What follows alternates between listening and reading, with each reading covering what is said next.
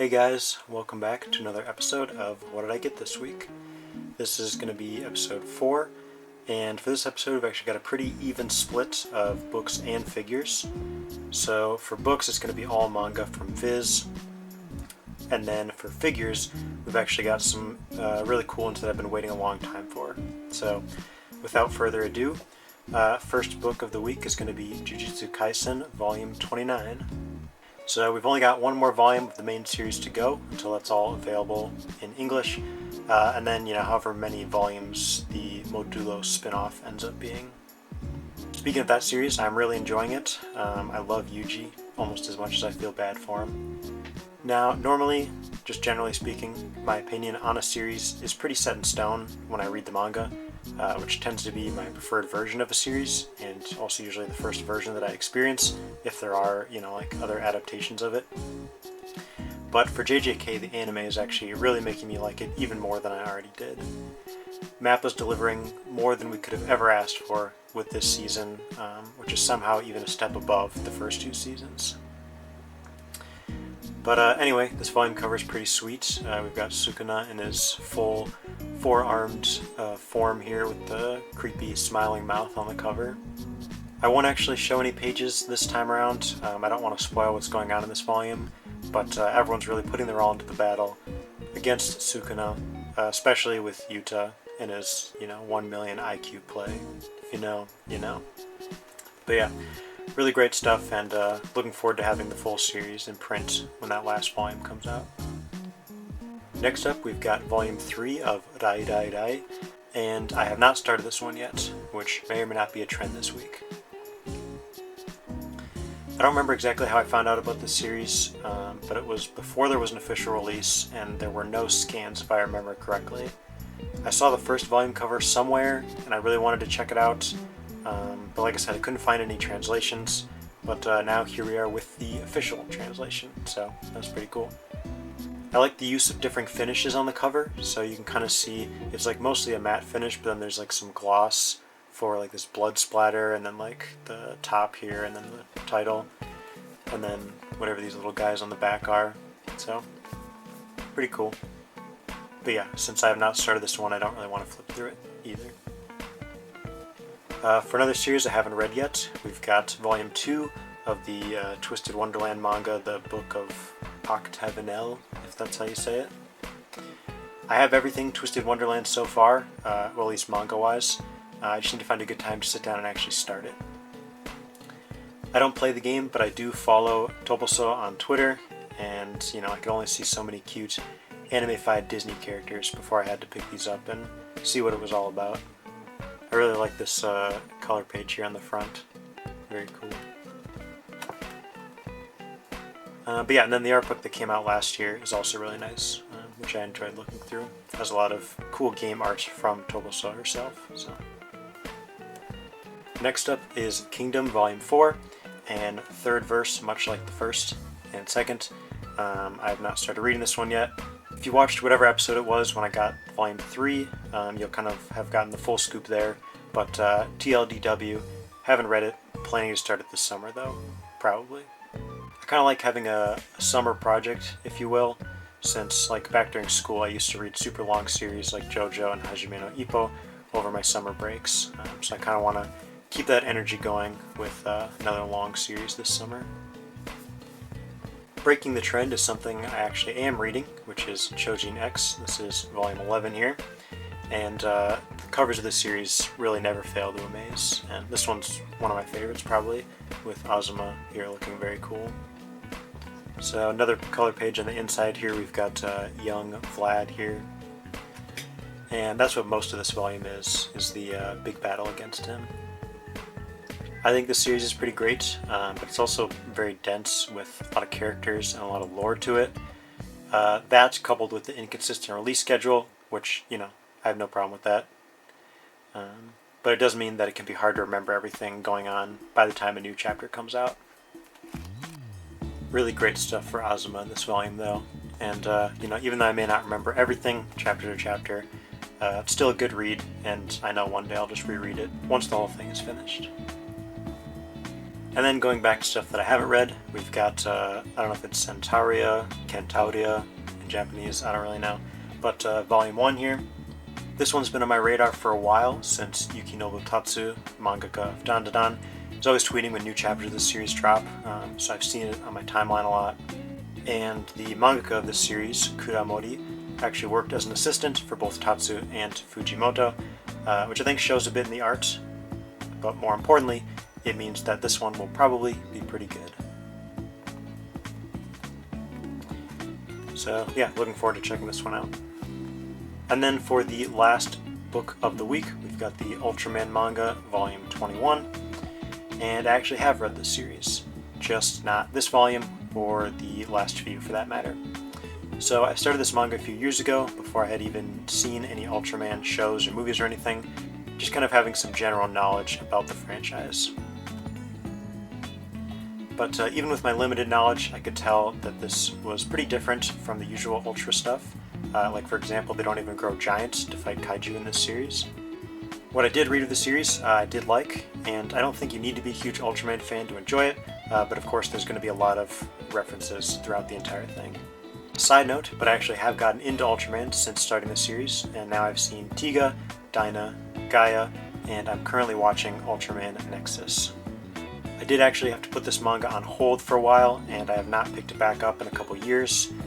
Basically, when I started reading it, there was no translation available except for the official release, so I ended up picking up what volumes were out, which I think at the time the latest one was like 17 or 18.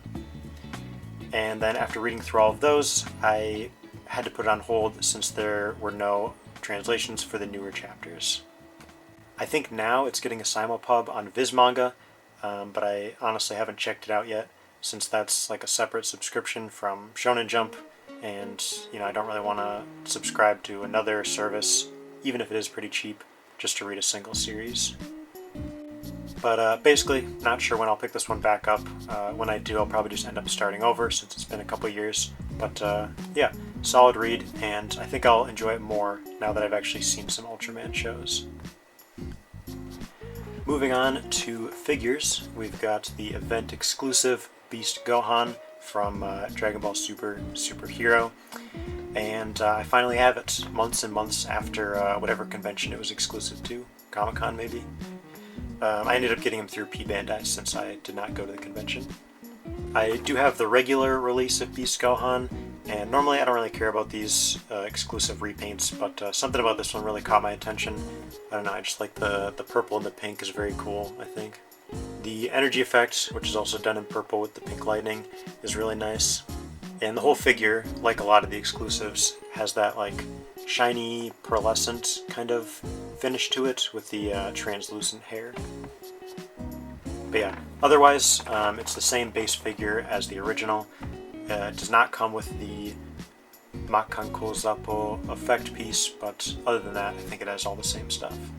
So, in the last month or so, a lot of my Figma pre-orders from Good Smile are finally shipping out, and they are starting to arrive. So, here I got the updated edition of the classic Solid Snake Figma.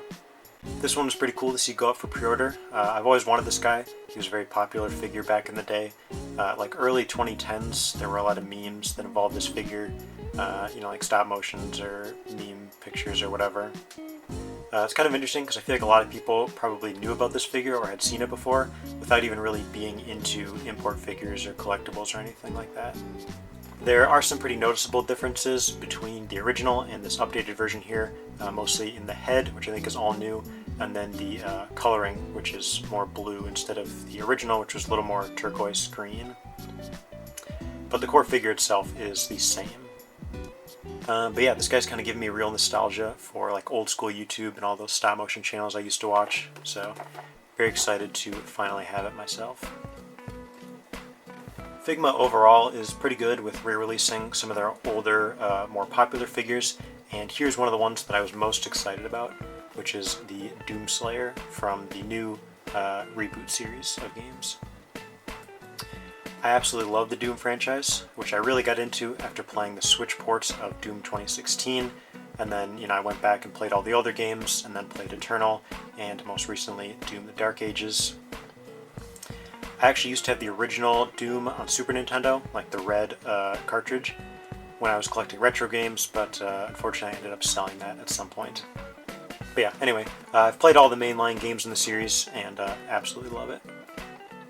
I know this guy, at least from what I can tell, is not the most posable figure, and he has some, obvious Figma joints, like in the elbows and stuff. But I still think he looks great and comes with a lot of really cool accessories, like all the weapons and the sword especially is one I was looking forward to. And I think they might be fun to use with some other figures too.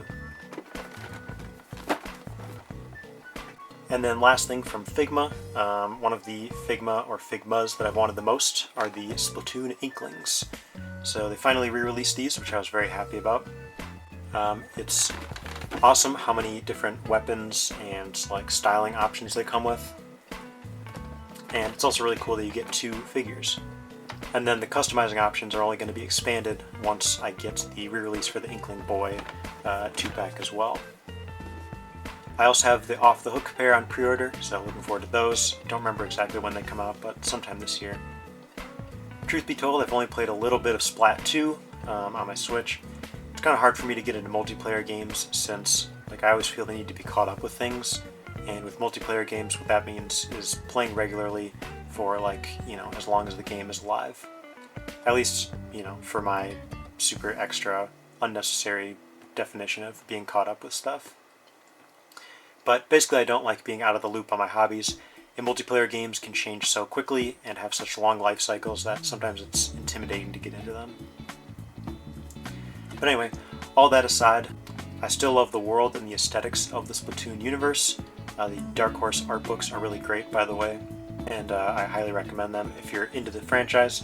The way I feel about Splatoon is kind of the way I am with Sonic, except in the case of Sonic, I have tried some of the games and I just don't really like them.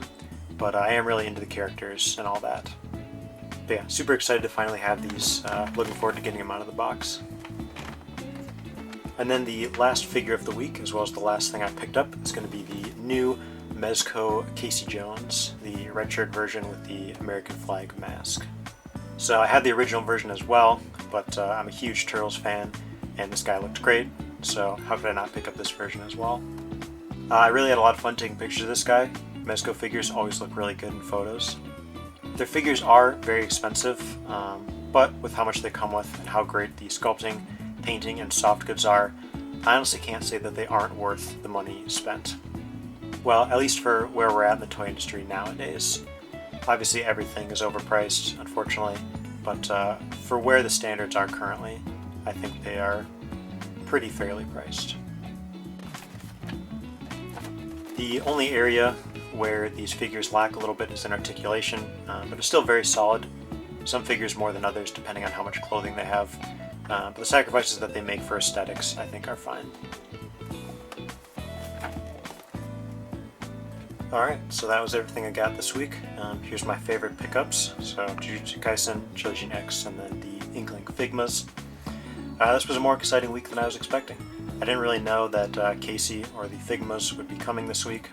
Gohan and a few of the manga volumes are actually from last week, but as I mentioned in a previous video, if there's a week that's light on pickups, I'll just skip doing a video and then I'll add them into the following week.